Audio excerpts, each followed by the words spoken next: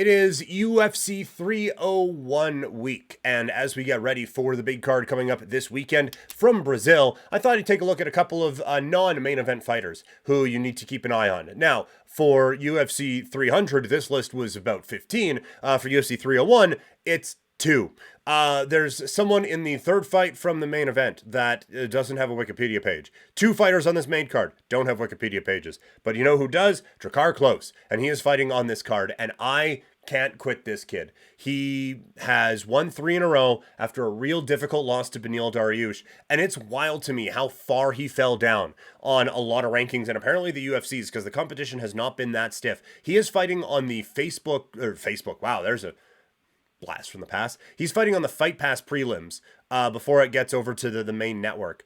That is, I think, especially on this card, that is not nearly indicative of how good this guy can be. I'm not saying he wins this fight. He is a title challenger, but I am saying I'm surprised how far he has fallen from title contention, given a loss to Beneil Dariush. So I think that there is quite a bit still in the tank for Drakkar Klose, and I think he shows it coming up on Saturday. Also, Michel Pereira has been on an absolute tear, and there was a lot of criticism around this guy coming out of he has his debut, does a big fancy entrance thing, misses weight, knees a guy in the head when he's not supposed to, and it's like, okay, how seriously should we be taking this cat? Because right now, it seems like not very seriously. But to his credit, he came out and has put win after win after win after win together and is starting to move up the rankings a little bit. And so I do think that this is absolutely a fighter you need to watch for UFC 301 because I think there's going to be another big performance here, and I think we're going to talk about a significant move-up fight for this guy for his next bout. So those are a couple of fighters to watch for UFC 301.